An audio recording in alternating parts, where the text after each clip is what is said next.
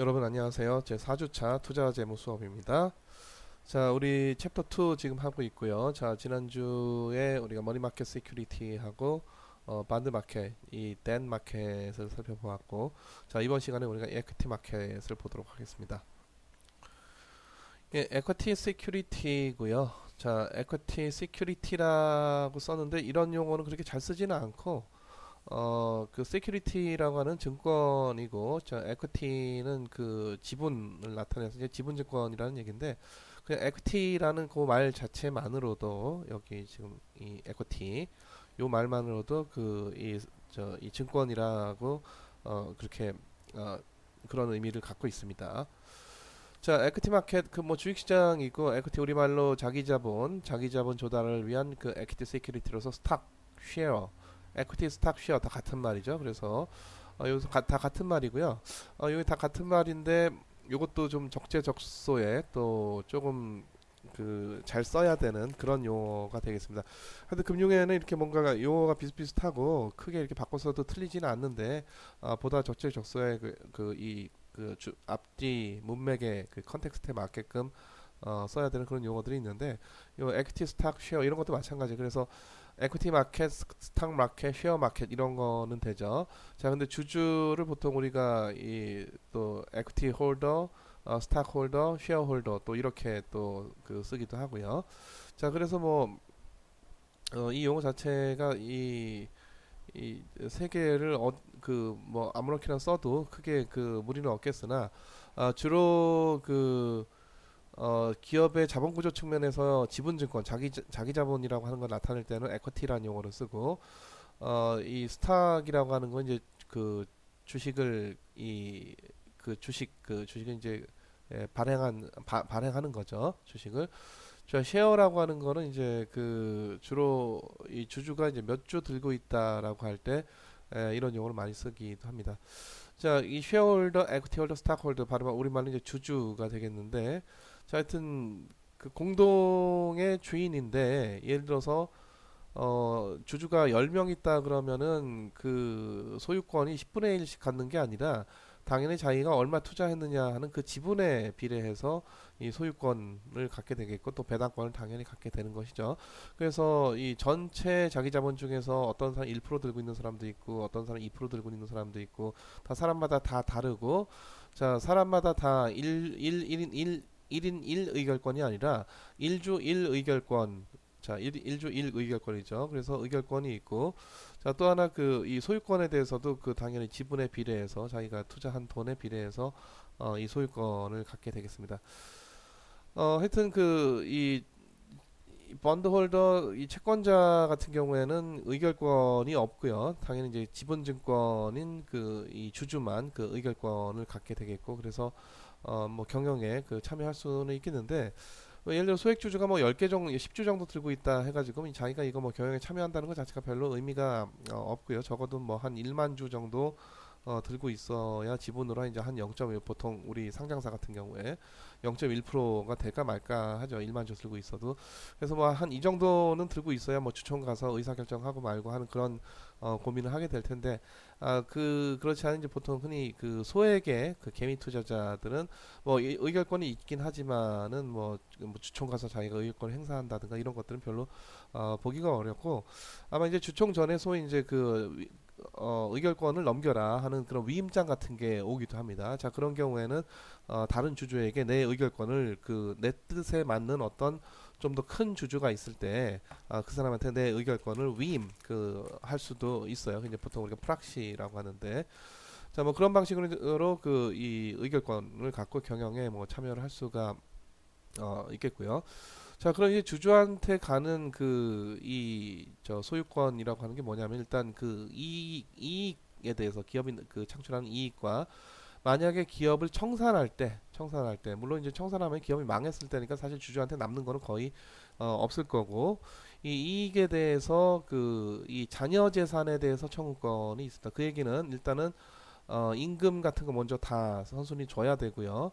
자, 그리고 또 협력업체에 그 대금 지급해야 될 거 이런 거 다 줘야 되고, 자, 그리고 주주보단 채권자 먼저 이자 있으면 이자 줘야 되고 또 원금 지급해야 되고 또 원금 주고 자 그리고 또 돈이 영업이익이 남는 게 이제 영업이익이죠. 영업이익 나오면 이제 그 다음에 이제 법인세 를 내고 자 그거 제하고도 남는 게 바로 흔히 얘기한 단기 순이익이 되겠고요. 단기 순이익이 결국 이제 주주 몫이 되고 그래서 단기 순이익 중에 일부를 배당으로 가져가고 일부를 또 사내 유보시키고 뭐 그런 양상을 보이게 되겠고 보통 전체 단기 순이익 중에서 배당을 얼마 줬느냐 요거 보통 이제 우리가 배당 성향이다 그렇게 얘기를 하죠. 자 대기업은 소유가 분산되어 있다. 그러니까 뭐 지금 예를 들어서 그 삼성전자만 하더라도 그 이 자기 자본이 한 300조 원 돼요. 300조 원 되면은 예를 들어서 그 100명이 지금 주주다. 만약에 100명이 주주다. 그러면은 적어도 1인당 평균 한 대략 3조 원 정도를 그 주식을 들고 있어야 되는데 이런 뭐 거부들이 뭐 3조 원, 삼성전자 주식은 3조 원씩 들고 있을 만한 그런 거부들이 거의 없죠. 그래서 사실 삼성전자 같은 경우에는 최대 주주가 국민연금이고 이제 국민연금 의결권이나 경영에 참여를 하지 않다 보니까 지금 당연히 이제 그 이건희 회장 및 그 이재용 부회장 뭐 이런 분들이 이제 이 어떤 지배권자 또는 이제 경영권자로서 이제 경영을 하고 있는데 실제로 임원들조차도 이 300조 중에서 그럼 어느 정도 들고 있냐 하면은 이 그 이건희 이재용 및 그 이 친인척들 이거 다 합쳐도 대략 1%가 될까 말까 합니다. 그럴 정도로 1%면 이제 3조 정도 되는 거죠. 그러니까 그 정도 거부나 돼야 1% 정도 들고 있을까 말까 한 것이고 이제 나머지 99%는 어마어마하게 많은 수십만 명의 거의 뭐 수백만 명의 주주들에게 결국 이제 그 소유가 분산되어 있다. 그렇게 그렇게 그런 구조로 되어 있는 것이고요. 자 그렇다 보니까 이 주주들 다 모아서 주주들이 항상 그 의사결정을 할 수가 없게 되다 보니까 그 주총을 통해서 경영진을 뽑게 되고 그리고 우리가 앞서 잠깐 얘기했던 그 주주와 어떤 경영진 간의 그런 어떤 이 대리인 문제 뭐 이런 것들이 항상 상존할 수가 있겠습니다. 그리고 또 많은 경우에 대기업은요 그 주식을 예를 들어서 미국 같으면은 나스닥이나 NISE, 일본 같으면 동경거래소, 한국은 이제 그 KRX 한국거래소 등의 이런 그 유통시장에다가 유통시장에다가 주식을 상장을 시켜요. 상장을 시키면은 이제 상당히 활발하게 거래가 되고 자 그렇게 상장된 기업을 이제 우리가 공개된 장소에서 거래가 된다 또는 공개된 그 영역에서 그 여러 주주들이 들고 있다라는 그런 측면에서 이 publicly held firm 또는 publicly traded firm 이런 용어를 쓰기도 합니다. 그러니까 listed firm이라고 하는 용어를 쓰기도 하고 상장이 리스팅이기 때문에 그거 말고도 그 publicly held firm, 그 publicly traded firm이라고 하는 그런 용어를 쓰기도 하고요. 또 어떤 기업들은 예를 들어 삼성전자 같은 경우에도 이 한국에도 한국 시장에도 상장되어 있고 저기 ADR 형태로 저 미국 시장에도 상장되어 있고 뭐 그렇게 해서 흔히 얘기하는 이제 교차 상장 국경을 넘어서 뭐 이런 것들을 하기도 하죠. 자 대기업이면은 무조건 이게 이 리스트 상장을 해야 되냐 꼭 그건 아니고요.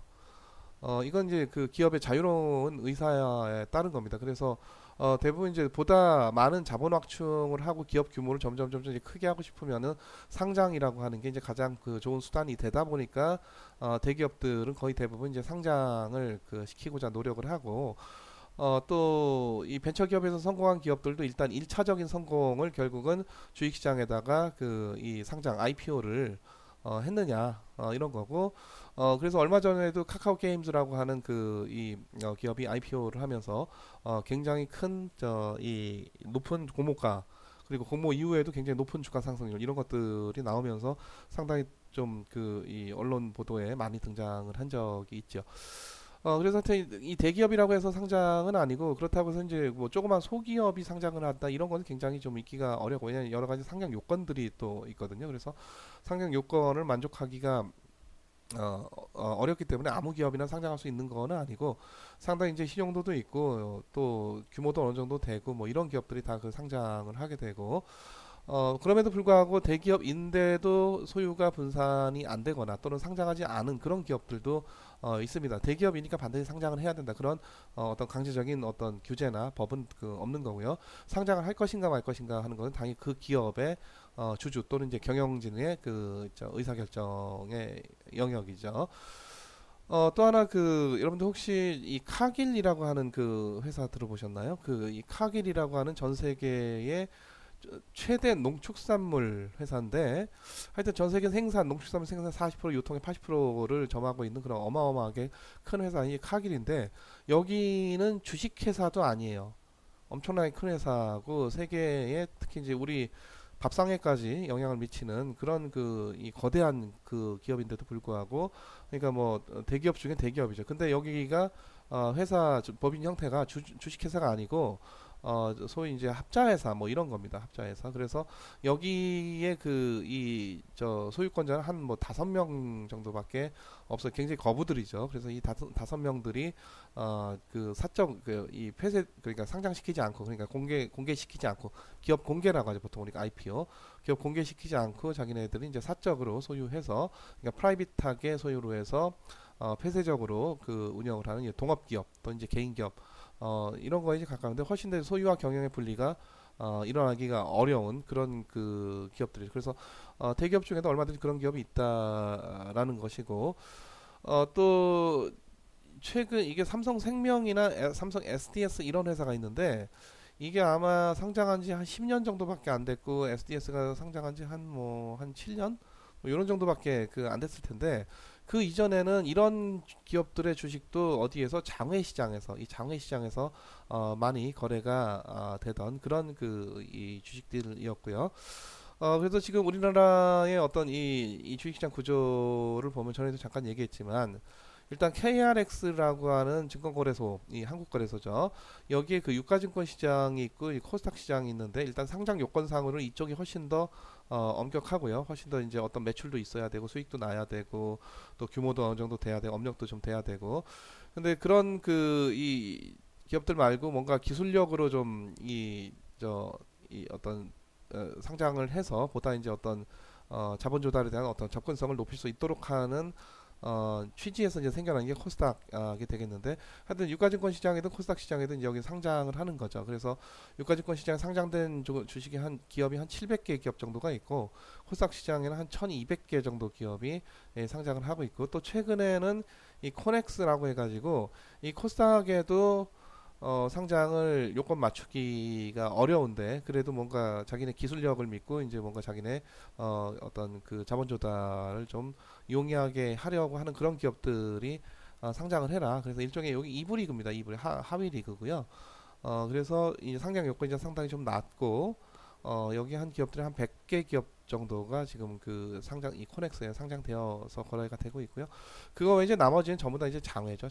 장외에서 이제 거의 거래가 안 되는데, 일부 좀 장외 중에는 이제 대기업이라든가 좀 사람들이 관심이 있는 어떤 벤처 기업이라든가, 요즘 뭐 예를 들자면 이제 뭐 토스 뭐 이런 대기업들, 이거 상장사 아니잖아요. 이런 데는 이 장외에서 또 이 사적으로 또 거래가 되겠습니다. 그래서 제가 전에도 잠깐 얘기했지만, 우리나라 주식을 상장한다니까 주식회사인데, 우리나라 주식회사가 한 30만 개 정도 훨씬 넘고요. 조그만 거 거의 뭐 기업 설립반을 해놓고 경영 안 하는 데까지 다 합치면은 뭐 한 4, 50만 개까지도 갈 수도 있을 정도로 굉장히 주식회사가 많은데, 자, 그 중에 상장된 거는 요거밖에 없는 거고, 코넥스에 요 정도가 있고, 여기 한 2,000개 정도 되는 게 2,000개 정도 되죠. 이 2,000개 기업 포함해가지고, 그래도 이제 비상장 기업이지만은 규모가 어느 정도 돼서 여기는 꼭 외부 감사를 꼭 받아야 된다. 이게 이제 흔히 얘기하는 외감 기업이거든요. 외감 기업. 외부 감사를 받아야 되는 게 여기가 한 3만 3천 개 정도가 됩니다. 그러니까 기업 수가 굉장히 많은 거죠. 그 중에서 굉장히 극히 일부만 우리 이 KRX 이 주식시장에 상장이 돼서 거래가 되고 있는 것입니다. 자, 그래서 우리가 장외 비상장 상태에서 이제 장내 KRX에 대한 이 주식을 이 일종의 레지스터 등록하는 그런 행위를, 예전에 이제 등록이라고 하는 용어도 썼지만 보통 이제 요즘 이제 다 통일해 상장, 이 리스팅이라고 하는 그런 용어를 쓰고요.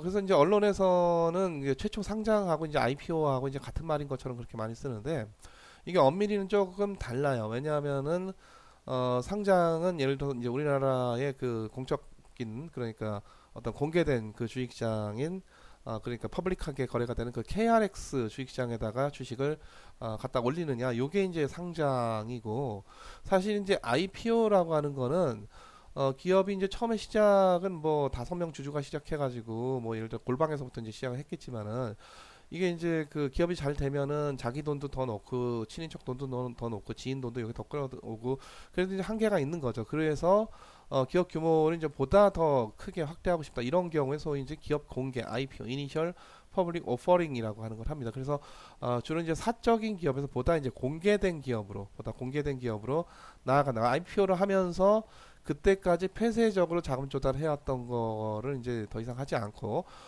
기업 공개를 통해서 요게 그러니까 아직 상장하지 않은 상태에서 이거를 할 수가 있는 거예요. 그래서 보다 많은 다양한 주주들을 내가 받아들이겠다, 뭐 이런 결정이 바로 그 IPO고, 근데 우리나라에서는 좀 여러 가지 여건상 이와 같이 이제 상장을 하면서 기업 공개를 하는 경우가 거의 뭐 99%이기 때문에 실제 이제 실무에서는 이제 상장하고 IPO 두 가지를 이제 같이 그 쓰고 있습니다. 그래서 방금 전에 얘기했던 이제 카카오 게임스라고 하는 이 회사도 상장과 동시에 사실상 이제 기업 공개를 그 했던 거고, 그래서 최근에 한 2주 전에 그 상장을 해서 굉장히 큰 이슈를 지금까지도 그 일으키고 있는 그런 그 회사고, 지금 아마 이제 2020년 또 10월 이제 추석 이후에도 또 굉장히 또 빅샷들이 또 주식시장에 상장을 준비를 하고 있습니다.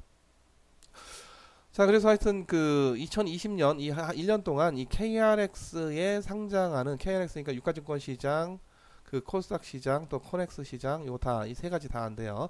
코넥스 이제 이불이 그러니까 조금 이제 그 차치하더라도 유가증권 시장, 코스닥 시장에 상장하는 종목이 무엇이 있느냐, 요거 한번 여러분들 좀 조사를 해보시면은 좋겠고요.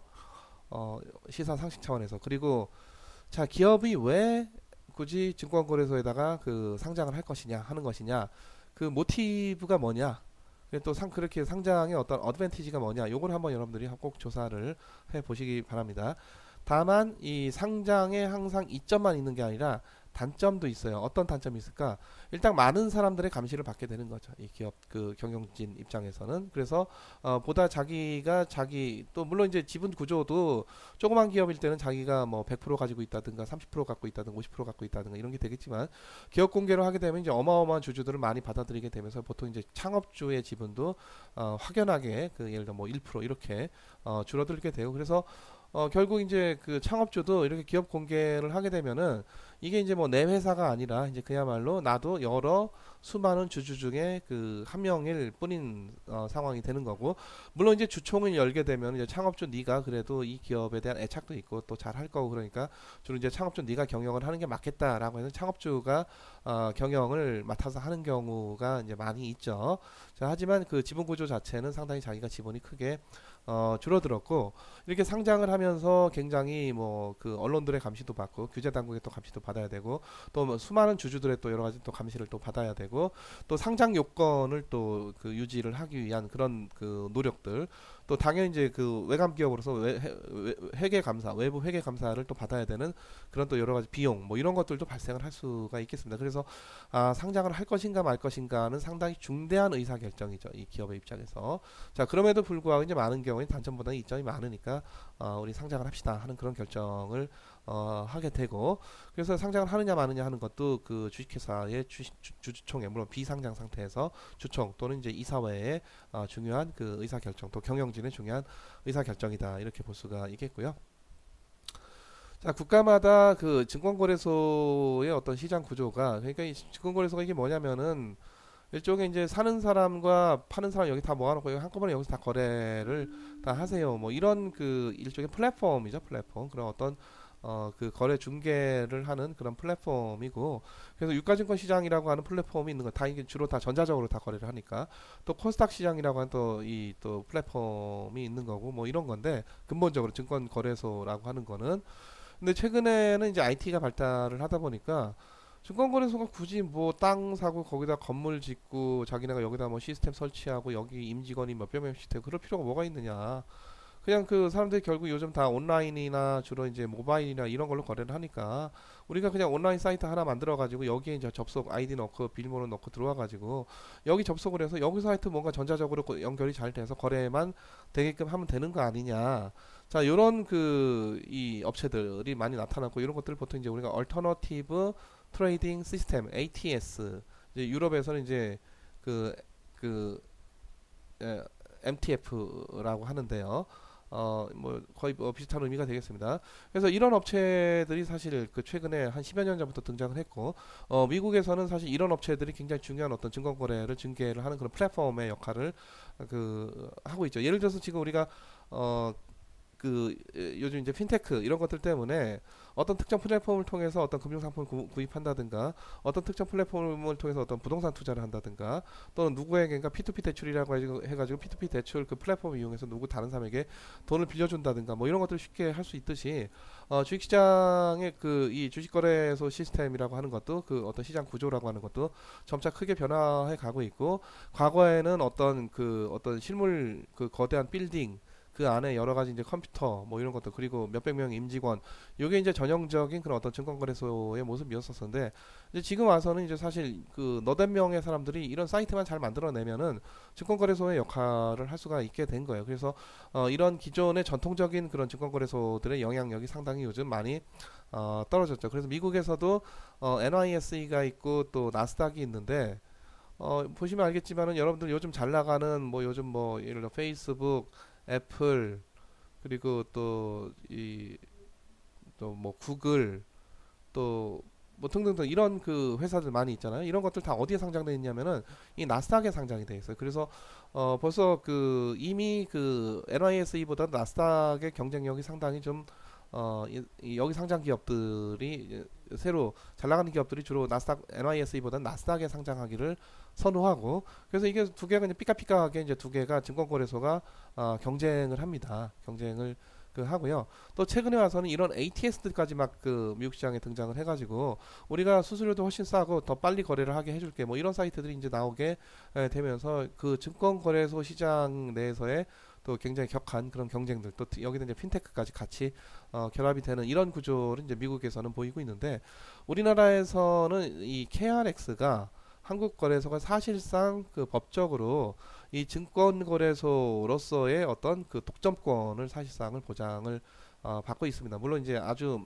명백한 의미의 독점은 아니고 이제 뭐 거의 그 독점에 가깝다 그렇게 볼 수가 있고 다른 증권거래소 없잖아요. 없고 기타 뭐 ATS 이런 거 우리나라에 아직 안 나오고 있단 말이죠. 그래서 실제로 증권거래소로서 이게 사실 이제 그 미국의 NYSE도 민간 기업이고 나스닥도 민간 기업이고 이런 데도 다 민간 기업이고 민간 기업들 간에 굉장히 치열한 경쟁들을 하는 그런 영역인데 우리나라에서는 KLX가 주식회사이긴 한데 이게 뭐 하나의 그 사실상 그 공공기관이란 말이죠. 그러니까 우리나라에서 이제 공사 이런 데도 보면은 공공기관, 주식회사 형태의 또 공공기관들이 또 굉장히 많이 있단 말이죠.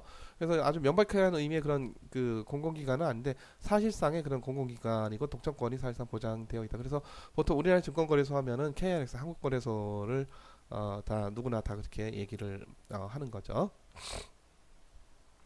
자, 이게 그 주식 거래할 때의 소위 이제 호가창이라고 하는 건데 여기다 이제 그 각 거래자들 개인이던 기관이던 외국인이던 이제 이런 거 보면서 여기다가 주문을 지정가 주문 시장가 주문 뭐 팔 때 살 때 다 마찬가지가 되겠는데요.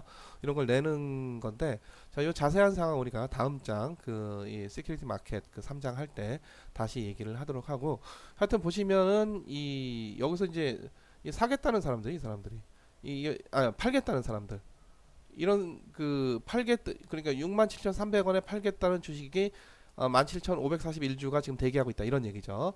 또 67,400원에 팔겠다. 이게 파는 쪽이 좀 비싸게 팔면 좋으니까 이게 점점 올라갑니다. 67,400원에 팔겠다는 그 주식들이 1,256주가 지금 대기하고 있다 이런 거고 아래쪽으로는 이제 보통 우리가 이걸 매수호가 이제 매도호가 그렇게 얘기를 하는데 이거 이제 67,200원에 사겠다라고 하는 주식이 15,903주가 대기하고 있다 그런 얘기고 자 67,100원에 사겠다는 주식이 지금 45,899주가 대기하고 있다 이런 얘기들이 되겠습니다. 그래서 이런 이제 그 누구나 이 KLX로 접속을 하게 되면은 이제 KLX 직접 접속은 안 되고 증권사 계좌가 있고 증권사 계좌를 통해서 접속을 하는 거죠. 그래서 우리가 요거는 이제 과거 이제 미래에셋증권의 그런 그 호가창인데, 하여튼 누구든 그 자기가 거래하는 그 증권사 계좌가 있고 거기 들어오면은 세부적인 그림은 다 다르지만 결국은 기본적으로 다 이구조입니다. 그러니까 매도 호가가 있고 매수 호가가 있고 위로 10개가 보이고 아래로 10개가 보이고, 그래서 지금 시장 상황 봐가면서 여기다가 이제 자기가 주문을 넣는 거죠. 이제 지정가, 시장가, 이런 방식의 주문을 살 때 팔 때 다 마찬가지로. 자, 이거 다음 장에서 다시 우리가 자세히 얘기를 하도록 하고요. 자, 보통 이제 우리가 주식하면은 보통주입니다. 커먼 스탁이고, 요거 말고 이제 대비되는 개념이 뒤에 나온 이제 우선주라고 하는 건데, 자, 우선주는 요게 상당히 그 채권적인 성격하고 상당히 가까워요. 그러니까 이 그 주식의 기본적인 특징은 이게 이제 자기 자본이다, 자기 자본 조달 수단이다, 이런 거고, 이 채권 또는 대출, 은행 대출, 자, 이런 것들은 이제 다 우리가 그 흔히 이제 타인 자본이다, 이렇게 그 얘기를 하죠. 자, 근데 우선주는 요 중간쯤 되는 이제 흔히 얘기하는 그 메자닌 중간쯤 된다. 그래서 메자닌한 그런 이제 증권이 되겠는데, 이게 한편으로는 자기 자본적인 성격도 있고 한편으로는 이제 타인 자본적 성격도 있는데, 경제적 실질로는 상당히 타인 자본 쪽에 가깝다는 거고, 회계적으로는 자기 자본으로 또 취급을 하고요. 하지만 보통 주주보다는 우선 주주가 보다 우선순위에 있다는 측면에서 상당히 그 채권적인 성격에 가깝다, 이렇게 볼 수가 있겠습니다. 자, 그래서 하여튼 그 가장 후순위고요. 가장 후순위. 그러니까 이익이 생겨도 가장 자기가 나중에 배분을 받아야 되고, 선순위자들 먼저 다 받아가, 선순위 채권자, 선순위 우선주 우선주주 등 다 받아간 다음에 그리고도 남는 게 있으면은 가져간다. 그래서 레지듀얼 클레임이다라는 것이고, 근데 손실이 생기면은 누구 먼저 까야 되냐면 이 사람들이, 보통 주주가 자기네가 된 돈부터 까야 됩니다. 그래서 손실인 경우에는 이 first loss예요. 그래서 보통 우리가 기업에, 자, 주식회사 하면 이제 그 주식하면은 주식회사가 발행하는 거고, 주식회사는 회사니까 회사의 대차대조표를 이제 보통 우리가 그릴 때 이쪽 대변 쪽이 있고 이쪽 차변 쪽이 있는데, 대변 쪽은 이제 도대체 어떻게 조달을 해가지고 어떤 수단을 조달을 했느냐, 그걸 나타내고, 그렇게 조달된 캐시로 이 기업이 어떤 자산들을 갖고 있느냐를 나타내는 게 바로 요 대차대조표가 되겠죠. 자, 그래서 보통 여기 아래쪽을 보통 우리가 에쿼티라고 쓰고 위쪽은 이제 대시라고 이렇게 쓰는데, 이걸 아무렇게나 이렇게 쓰는 게 아니라 일단은 선순위부터 쓰는 거예요. 선순위부터. 그러니까 기본적으로는 자기 자본 그 증권보다는 뭐가 타인 자본 증권이 보다 선순위이기 때문에 항상 우리가 이렇게 나눠 가지고 아래쪽을 에쿼티라고 하고 위쪽을 이제 대시라고 하는 거죠. 타인 자본, 자기 자본이고요. 이 타인 자본 돈 빌린 건데, 이 중에서도 뭐 채권도 있고 은행 대출도 있고 CP 발행한 것도 있고, 내가 그 물건 받고 아직 어음으로 지급해서 돈 갚아야 될 그런 그 매입 채무가 있고 뭐 등등등 여러 가지 이 대출 수단이 있는데, 여기는 이제 다 순위가 있단 말이죠. 순위가. 그래서 채권자들 중에도 순위대로 지급을 하게 되고, 채권자들이 다 지급이 되면 이제 그 다음에 누구 이 보통 주주들이 갖게 되겠습니다. 자, 그리고 손실이 나도 자본을 까야 되는데 타인 자본에서 까면은 안 되고 누구에서, 자기 자본에서 까야 되는 거예요. 자기 자본에서 까 내려가서, 자, 그 이 처음에 그 자본금이 있을 텐데, 기업이 잘 되면 자본금이 이렇게 축적이 되죠. 자기 자본이 축적이 돼요. 근데 기업이 안 되면은 요게 까이겠죠. 까이고 하다가 자본금 이하로 막 파고 들어갈 때, 이때를 우리가 뭐라고 한다? 자본 잠식이라고 한다. 자, 그래서 하여튼 자녀이익에 대해서 그렇다는 거고. 자, 근데 이 주식의 주주, 이 보통주, 뭐 우선주는 마찬가지인데, 이 주인이니까 결국 이제 주인으로서, 주주로서 책임을 져야 되거든요. 기업이 예를 들어 돈 빌려놓고 못 갚았다, 그러면 이제 책임을 져야 되는데, 그 책임의 한도가 이제 어디까지냐가 이제 문제가 되겠는데, 흔히 얘기하는 유한 책임이 굉장히 중요한 단어입니다. Limited liability. 요게 되기 때문에 사람들이 주식에 대해서 안전하게 주인으로 참여할 수 있는 거예요. 원래 주인은 뭔가 사업이 잘못되고 자기가 돈을 빌렸는데 그 돈을 못 갚게 되고 그러면은 그 뭔가 무한 책임을 져야 되는 게 주인으로서의 책임이 맞는데, 이 주식회사라고 하는 제도는 흔히 유한 책임, 리미티드 라이어빌리티라고 해서, 예를 들어서 내가 10만원짜리 주식을 한 주 들고 있으면은 나의 최악의 경우는 뭐냐면은 이거 그냥 날리면 끝입니다. 물론 그것도 굉장히 마음 아픈 일이죠. 한 주 내가 들고 있다가 한 주 그냥 날리면 끝이야. 거기까지. 이것도 다 날리고 주가도 떨어져 제로가 돼서 날리고 너의 사재까지 다 털어서 이 그 기업에 아직 변제 못 받은 채권자들의 돈을 갚아줘야 된다가 아니라는 거죠. 그게 바로 뭐다? 유한 책임, 리미티드 라이어빌리티가 되는 거고, 그래서 그야말로 이제 처음에 1600년도에 이 주식의 개념과 주식시장 개념, 또 주식회사 개념이 네덜란드 처음 생겨났을 때 내가 주인으로 참여했다가 굉장히 이거 리스키한 거 아니냐. 이게 그 문제가 생기면 내가 내 사직까지 다 털어야 되지 않느냐. 그래서 서민들은 상당히 주저하겠으나 이 제도 자체가 걱정 마세요. 너의 책임은 네가 지금 주식 샀으면 그거 날리는 데까지, 그것도 물론 굉장히 안 좋은 일이지만은 그거 날리는 데까지만 너의 책임이고 그 이후로는 뭐 너 전혀 책임질 일이 없다. 그래서 무한 책임이 아니라 유한 책임이다. 이것 때문에 그래요? 그럼 나도 투자를 할 수가 있겠네. 그래서는 뭐 1주 투자도 하고 10주 투자도 하고, 그래서 이 네덜란드에 여기저기 흩어져 있었던 대자본뿐만 아니라 소자본까지도 다 결집을 해낼 수가 있었던 거죠. 이 네덜란드 그 주식시장이 처음 생기면서.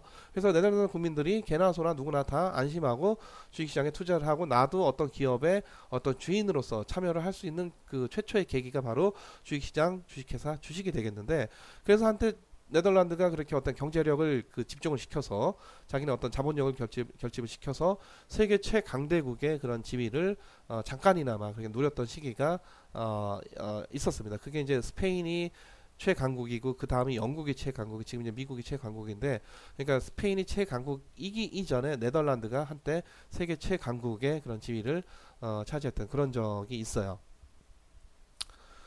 원시와 원부터 아까 얘기했던 1주 1의결권 그 얘기고요. 이제 우리나라 기본적으로 1주 1의결권이 여기 이제 우리나라 기본적인 상법에 규정되어 있기 때문에 지금 이제 많은 그 기업 경영진들이 소위 이제 차등 의결권 주식을 발행할 수 있게 해달라. 그래서 재벌 대기업들도 이거 해달라고 하고 있고, 또 심지어 이제 벤처기업들도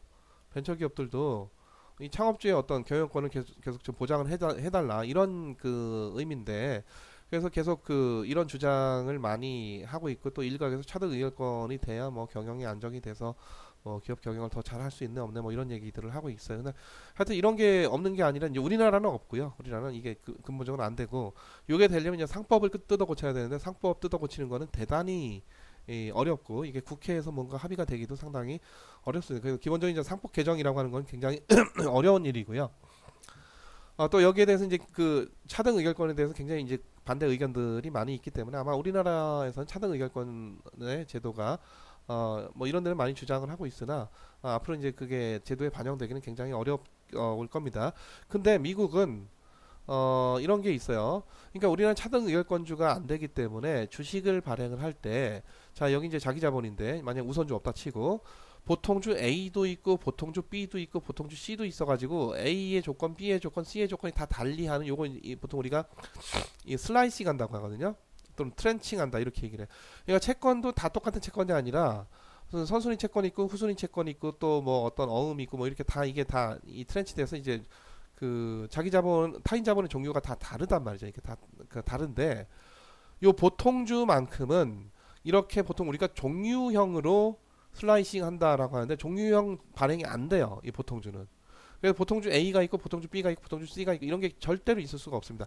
그래서 삼성전자 주식은 1990년도에 발행된 삼성전자 1주나 예를 들어 뭐 올해 2000년도에 새로 발행된 삼성전자 1주는 같은 주식입니다. 요 조건들을 발행안이 다르니까 다른 증권이야 해서 조건들을 다 달리해서 할 수가 없다. 요게 바로 이 종유형 증권을 발행할 수가 없다는 거고, 그렇기 때문에 자동적으로 보통주 A는 1의결권인데 보통주 B는 1000의결권이다. 뭐 이런 식으로 차등 의결권 주식을 기본적으로 발행을 할 수가 없습니다. 우리나라 상법 이 규제 체계로는. 하지만 우선주는 가능하기 때문에 우선주. 자, 요 이제 가운데쯤이 이제 우선주가 있는 거죠. 우선주는 이런 우선주 저런 우선주를 발행을 할 수가 있어요. 그래서 여러분들 한번 현대차 주식 보세요. 현대차 주식 보면 현대차 우가 있고 현대차 뭐 무슨 현대차 그냥 주식시장에서 현대차 이렇게 써 있으면은 그건 보통주 얘기하는 거고, 현대차 우도 있고 현대차 이우 B도 있고 뭐 1우도 있고 2우도 있고 뭐 이래 이름들이 다 달라요. 그래서 우선주를 다 이른바 방금 전에 얘기했던 종유형으로 발행해서 상장시킨 거죠. 그러니까 현대차를 그 주식시장에 검색을 해보면은 이 보통 주식도 있고, 그러니까 현대차 이렇게 써 있는 거고, 현대차 우도 있고, 현대차 뭐 1우 B 무슨 뭐 2우 B 이렇게 여러 가지의 또 이 우선주들이 상장되어 있는 것을 볼 수가 있겠는데, 현대차 보통주를 보통주 A, 보통주 B 이런 건 있을 수가 없겠습니다. 우선주는 요게 가능하죠. 왜? 보통주가 아니기 때문에. 자, 그래서 종류형 주식이 뭐냐? 요거 다시 한번 여러분들이 그 이해를 해 주시기 바라고요.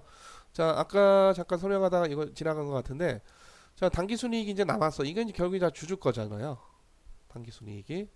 자, 그럼 이제 주주들이 의사결정을 하죠. 주총에서 또는 경영진이. 자, 요만큼 이제 배당으로, 주주한테 배당으로 이제 페이아웃 한다. 그러고 요거는 내년에 투자해야 되니까 우리가 공장 지어야 되니까 요거는 이제 그 우리 흔히 얘기해서 사내 유보시키자. 뭐 이런 거거든요. 이제 사내 유보시키는 거죠. 그 이익을. 근데 이게 요걸 이제 보통 우리가 페이아웃 한다고 하는데, 페이아웃 하는 게 대표적으로 배당을 하지만 때에 따라서 자사주 매입을 하기도 합니다. 자사주 매입을 해요. 자사주 매입. 여기 있죠. 스탁 리포처스. 그래서 사실 이제 요걸 할 거냐 이제 그런 의사결정을 해야 되는데, 배당 그냥 캐시로 줘버리는 거 주주한테. 자사주 매입은 그 캐시로 자기 주식을 사들여요. 사들이면은 주가가 어떻게 돼? 오르게 되니까 주주들이 이익을 보게 되겠죠. 그래서 주주들아, 우리가 자사주 매입을 하면서 주가를 끌어올려 줄 테니까 이 이익을 니네가 주식의 가격 상승으로 가져가라. 요게 이제 자사주 매입이고, 그래서 이제 주로 이제 배당 많이 하지만 때에 따른 자사주 매입도 많이 하는 편입니다. 그러니까 기업 입장에서 페이아웃을 주로 어떻게 할 거냐, 배당할 거냐, 자사주 매입할 거냐, 이런 의사결정이 상당히 또 중요할 수가 있고, 주주들 입장에서도 어떤 사람들은 이제 그때그때 케이스 바이 케이스로 이게 좋은 사람도 있고, 이게 좋은 사람도 있고, 그래요. 그래서, 지금은 양도차익세가 아직 안 들어왔지만은, 양도차익세를 내야 되는 대주주 요건에 맞는 대주주들은 배당으로 그냥 받는 게 낫습니다. 그 경우에는 이제 15.4%의 소득에 대한 일종의 배당 소득에 대한 소득세만 내면 되고, 근데 자사주 매입을 하면은 이제 주가가 올라가서 소위 이제 이 자본 차익, 양도 차익이 생기게 되는 거거든요. 그러면은 양도 차익을 일반 개인 소액주주들은 안 내지만, 거래세만 내지만, 소위 이제 법에서 정하는 대주주 요건에 맞는 대주주, 뭐 예를 들어 1만주 이상 들고 있다든가, 뭐 이런 사람들은 양도 차익세를 내야 되고, 양도 차익세는 세율이 당연히 뭐 한 30에서 50% 이렇게 될 수도 있습니다. 자, 그래서 대주주들은 이제 자사주 매입을 좀 또 안 좋아할 수가 있는 거죠. 그래서 주주들 입장들이 다 다르니까 자기가 처한 상황들에 따라서 배당을 더 선호할 수도 있고, 자사주 매입을 좀 더 선호할 수도 있고 그렇겠습니다. 자, 우선주는 앞서 얘기했듯이 하여튼 보통주보다는 선순위에 있고 채권보다는 후순위에 있는 요게 이제 우선주가 되겠고요. 많은 경우에 의결권이 없고, 우리나라 특히나 우리나라에 뭐 다 그런 건 아니고 법에서 그렇게 정해놓은 건 아닌데, 우선주는 의결권이 있으면 안 된다 그건 아닌데, 무의결권인 경우가 많습니다. 우선주가. 자, 그럼에도 불구하고 또 의결권이 있는 우선주가 없는 건 아니고, 또 미국에서는 우선주 중에서 어떤 게 이제 슈퍼 보팅 쉐어라고 해가지고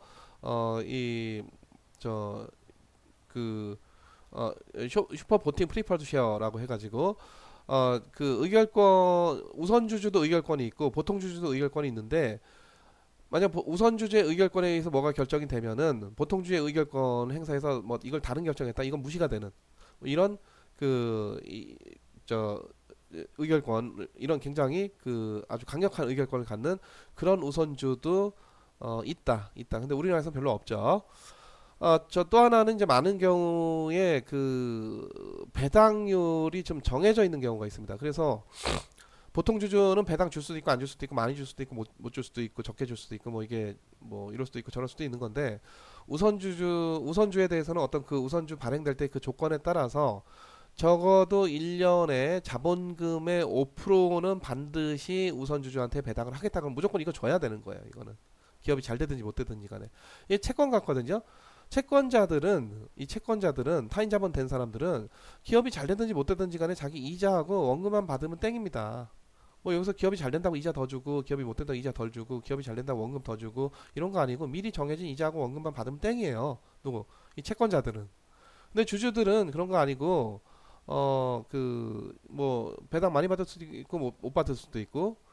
근데 채권자가 만약 이자하고 원금 못 받아, 그럼 이제 그게 바로 기업의 디폴트죠. 기업이 이제 그야말로 그 이 부도가 그 나게 되는 거죠. 그래서 이 채권자들한테는 어떻게 보면 사실 빼도 박도 못하고 이자하고 원금 반드시 줘야 되는 거라서 이 기업 경영진 입장에서는 상당히 타인 자본을 쓰는 게 그런 부담이 좀 있을 수가 있는 거고. 그래서 마음 편하게 쓰려면은 주식 발행해서 자기네가 쓰는 게 좋은데, 문제는 주식이 또 많이 발행되면 경영진의 또 경영권이 또 굉장히 희석이 되겠죠. 줄어들게 되겠죠. 그런 이제 장단점들이 있기 때문에 기업들이 결국 이제 그 자본 조달할 때 채권 발행할 것이냐 주식 발행할 것이냐 하는 굉장히 중요한 또 의사결정을 하게 되고, 그런 의사결정에 대해서 이제 우리가 1학기 때 기업금융론에서 주로 그런 것들을 이제 많이 공부를 하게 되는 것이죠. 자, 그래서 이렇게 우선주 같은 경우에 픽스드 디비던드라고 해가지고 배당률이 정해져 있고 잘 되든지 못 되든지 간에 무조건 이거를 줘야 돼요. 줘야 돼. 근데 못 줄 수도 있잖아. 못 줄 수도 있으면은 이거 보통 이제 누적 배당이라고 해서, 그러면 이제 내년 가서 줘야 돼요. 그래서 이 우선주주한테는 만약에 작년에 못 준 배당 있으면 그거 주고, 그리고 올해도 누구보다 먼저 줘야 되고 보통 주주보다 먼저 줘야 되고 그 다음에도 남는 게 있으면 그 다음에 이제 보통 주주한테 넘어가게 되는 거죠. 자, 그래서 이 우선주는 상당히 채권적인 성격이 있는 거다. 이게 누적 배당도 하고 또 우선 배당도 하고, 순위 측면에서 당연히 이 프라이어리티가 오버 커먼 에쿼티보다 더 높다라는 것이고, 자, 때에 따라서는 뭐 이런 게 있을 수도 있어요. 어떤 조건이 맞으면은 컨버터블 보통주로 전환된다. 예를 들어 3년간 배당 연속적으로 못 주면은 보통주 1주로 전환됐다. 이런 조건이 붙어 있을 수 있습니다. 자, 그리고 또 이 만기가 있는 이런 또 우선주가 있을 수도 있어요. 이때 가서 반드시 상환하겠다. 뭐 이런 거. 그리고 그 배당률을 픽스 시키지 않고 어떤 다른 어떤 기준이 될 수 있는 금리하고 뭐 CD 금리하고 연결을 시킨다든가, 뭐 CD 플러스 뭐 2% 한다든가, 뭐 이런 식으로 연결을 시키는 그런 이 프리퍼런시요. 그래서 보통주는 조건이 명확합니다. 1주에 1의결권, 거기 또 이 지분에 비례하는 소유권과 배당권, 그리고 또 방금 전에 얘기했던 경영권, 그 의결권, 그거 외에 뭐 다른 게 없고, 그리고 이제 그 순위 측면에서 가장 후순위다 그런 거고, 우선주는 그 우선주가 발행돼서 나올 때 그 계약의 조건이 어떻게 되느냐에 따라서 굉장히 다양한 형태로 그 증권의 구조를 만들 수가 있단 말이죠. 그래서 보기에는 우선주인데 굉장히 다른 성격들의 그런 우선주들이 있을 수가 있겠고, 그래서 보통 이제 우선주는 주로 이제 그 벤처 기업에 투자하는 벤처 캐피탈들이 상당히 좀 선호를 해요. 그래서 굉장히 다양한 여러 가지 유리한 조건들을 여기다 넣어가지고, 자기네 벤처 기업 위험하니까, 벤처 기업 좀 이 벤처 펌 위험하잖아요. 그러니까 여기다 이제 돈을 넣는데, 투자를 하는데, 보통 주주나 이제 채권자로 들어가기 굉장히 좀 위험성이 있고, 우선주를 발행해서 우리가 이제 그걸 인수를 하는데 그 우선주의 조건은 이러이러해야 된다. 이런 식으로 이제 그 서로 간의 계약을 하게 되죠. 그래서 벤처 캐피탈들이 많이 또 그 활용들을 하고 있고요.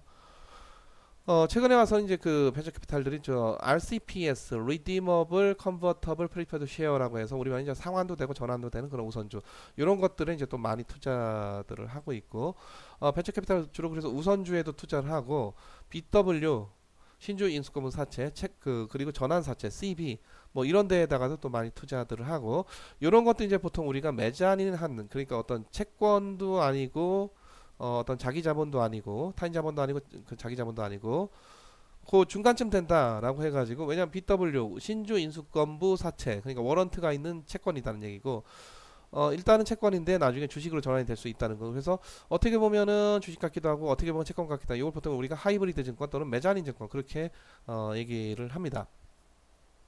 자, 그래서 기업의 어떤 이제 주로 이제 대기업들 통상적인 자본 구조를 보면은 보통 이제 우리가 아까 대변을 그릴 때에 아무렇게나 이렇게 막 그리는 게 아니라 선순위가 위로 가고 후순위가 밑으로 간다, 그렇게 얘기를 했죠. 그러니까 일단 커먼 쉐어가 가장 밑으로 와야 되는, 커먼 에쿼티가 와야 되는 거고, 그래서 딱 여기까지가 기본적으로 이제 타인 자본이다. 여기까지가 보통 이제 우리가 자기 자본 이렇게 얘기하는데, 그 중간에 또 요 우선주가 있는 거죠. 그래서 우선주는 굉장히 채권적인 성격도 있고 자기 자본적인 성격도 있고, 하지만 그 위치는 그 중간쯤 되고, 이제 그 순위들은 나열하자면은 담보가 있는 최우선 순위 부채. 그러니까 문제가 생기면 여기부터 먼저 갚아줘야 돼요. 자, 여기 다 갚아지면은 그 다음에 또 여기 갚아줘야 돼. 그러니까 그 이익이 남아서 이익을 배분할 때도 그렇고 기업이 이제 파산해서 청산할 때도 그렇고 자, 하여튼 전체적으로 비례적으로 다 나눠주는 게 아니라 자본을 댄 이 대변에다가 자본을 댄 모든 사람 다 나눠주는 게 아니라 순위가 있는 거 선순위 그 다음 순위, 그 다음 순위, 그 다음 순위 내려가고 여기 해결되면 그 다음, 여기 해결되면 또 그 다음 이런 식으로 내려가게 돼서 보통 이제 은행 대출이 최우선 순위고 회사채나 CP 발행한 게 그 다음 순위고 CBBW가 바로 여기쯤 있어요. 여기쯤 있고 그리고 이제 우선주가 바로 또 이제 주식이기 때문에 그 밑으로 내려가고 보통주보다는 또 위에 있게 되고 이제 보통주가 가장 그 후순위고 자녀이익에 대해서 갖는 거고 손실이 되는 퍼스트 로스고 그래서 그 경제적 실질로는 여기까지를 자기 타인 자본으로 보는 게 맞고 회계적으로는 여기까지는 이제 그 자기 자본으로 또 취급을 하고 그렇습니다. 그래서 요 중간에 있는 건 아리까리한 거죠. 그래서 메자닌하고 하이브리드하다. 그렇게 그 얘기를 하고요. 그래서 메자닌 증권, 하이브리드 증권 그렇게 얘기를 하고 투자자 입장에서는 가장 안전빵이 여기죠. 여기 그래서 금리가 낮아 보통은 후순위다 그러면 또 금리가 좀 높아요. 3%. 그러니까 금리는 높은데 더 리스크는 높은 거고. 그래서 점차 내려갈수록 그 기대 수익률은 어떻게 되고 높아지고 리스크는 보다 커지고. 그래서 이 기업 여러 가지 증권들을 이제 발행을 하게 되는데 자, 투자자 입장에서 이제 밑으로 내려갈수록 수익성은 좀 더 높을 수 있고 기대 수익은 좀 더 높을 수 있고 근데 그 상당히 그 위험은 더 커질 수가 있고 그렇겠습니다. 자, 디포지터리 리스트는 지난 시간에 얘기했듯이 자, 우리가 미국 시장에다 주식을 상장한다. 원화 베이스로 거래가 되고 상법에 기반해서 나온 우리나라 주식, 상법 또는 자본시장법에 기반해서 나온 주식을 어떻게 다이렉트하게 미국 주식시장에다가 상장을 할 수가 있겠습니까? 자, 그래서 미국 주식시장에 그 맞게끔 이 어저스트 하는 게 바로 아메리칸 디포지터리 리시트, 그래 ADR 형태로 상장이 되고 여기 이제 원주라고 하는데 그 원주는 그 외국 기업의 원주는 또 이 원주 예탁기관에다가 예탁이 되고요. 우리나라 KRX에도 주로 이제 중국 기업들이 자기네 주식을 상장을 해요. 자기네 주식을. 그러니까 중국 주식시장에 있는데 한국 주식시장에도 상장했다 이런 기업도 있고 중국 주식시장에 상장 못하니까 한국 주식시장에 상장했다 이런 경우도 있는데 중국 기업도 중국법, 중국화폐 위안화 베이스로 다 이게 발행이 된 그런 주식을 어떻게 여기다 한국 주식시장에다가 다이렉트하게 상장을 할 수가 있겠습니까? 그래서 마찬가지 방식으로 DR 형태로 이 예탁증서 형태로 이 상장을 시켜서 거래가 되고 원주는 그 한국 예탁결제원에다가 보관이 되고 있고 그래서 이렇게 그 DR 형태로 거래가 된다 해서 우리나라에서 거래가 되니까 거기 이제 KDR이다 뭐 이런 거죠. 그러니까 우리가 삼성전자, SK텔레콤 이렇게 미국 주식시장에 상장했다 이런 기업들은 전부 다 어떻게 ADR 형태로 그 해외 주식시장에다 미국 주식시장에다 상장을 했다 이렇게 볼 수가 있는 것이죠.